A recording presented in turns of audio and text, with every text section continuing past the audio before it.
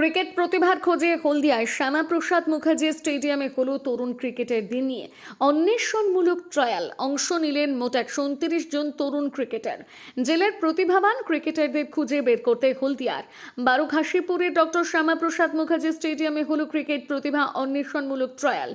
Eureka institute of ক্রিকেটের উদ্যোগে কলকাতার জোড়াবাগান ক্লাবের অনূর্ধ্ব 13, অনূর্ধ্ব 15 এবং অনূর্ধ্ব 18 দলের জন্য এই ট্রায়ালের আয়োজন করা হয়। জেলার বিভিন্ন প্রান্ত থেকে মোট 129 জন তরুণ ক্রিকেটার এই ট্রায়ালে অংশ নেন।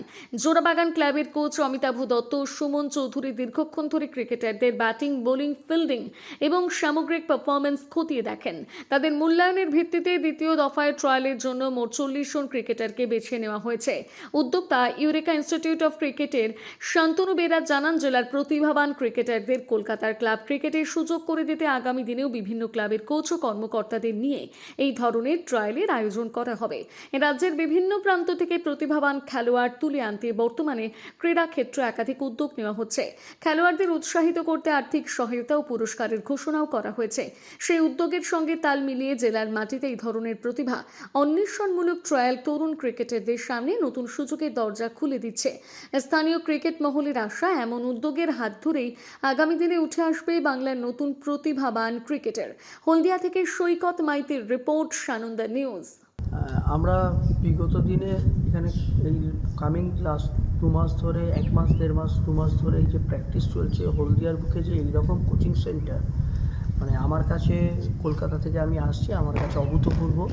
সবচেয়ে বড় কথা, আজকে প্রায় 110 জনের মতো ট্রায়াল নিয়ে হয়েছে, আন্ডার 13, আন্ডার 15, আন্ডার 18-এ। এবং সবচেয়ে বড় কথা, আপনারা দেখতেই পাচ্ছেন এখানে এত বৃষ্টি হয়েছে যে মাঠ জলে ডুবে গেছে, রোলার দেখা যাচ্ছে, কিন্তু এখানে এত ভালো ইনডোর ফেসিলিটি আছে যার জন্য আজকে আমরা ট্রায়ালটা সকাল 10টা থেকে 2টো অবধি 4 ঘন্টা সম্পূর্ণ করতে পেরেছি। এখানে আমাদের সিনিয়র কোচেরা ছিল, এখানে টোটাল ভালোভাবে হয়েছে। এবং আগামী 26 তারিখ 26শে আগস্ট রঞ্জিত প্রাক্তন ক্রিকেটারও আসবেন, সে এসেও আরেকটি ফেস ট্রায়াল নেবে।